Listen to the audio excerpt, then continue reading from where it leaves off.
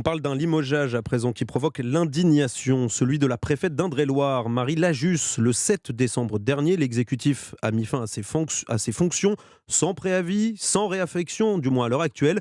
Bonjour Clément Barguin. Bonjour.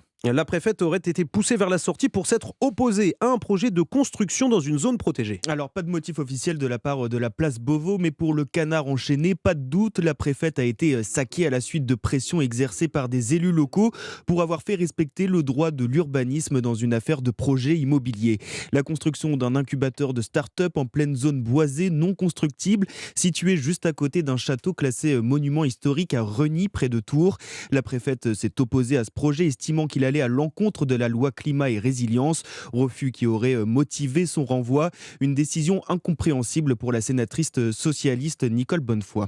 C'est inquiétant à plusieurs titres parce qu'il suffit que quelques-uns en proximité avec un ministre puissent obtenir la tête d'un préfet, le cas échéant d'une préfète. C'est pas du tout satisfaisant. Et ça m'interpelle également au sens de la loi, puisque cette loi, c'est l'application de la loi climat et résilience. Quand on voit que cette grande loi voulue par ce gouvernement ne peut pas être appliquée par le préfet qui défend l'intérêt général, ça pose beaucoup de questions en effet. Avec une cinquantaine d'acteurs de la société civile, fonctionnaires et élus des territoires, la sénatrice signe une tribune dans le journal Le Monde.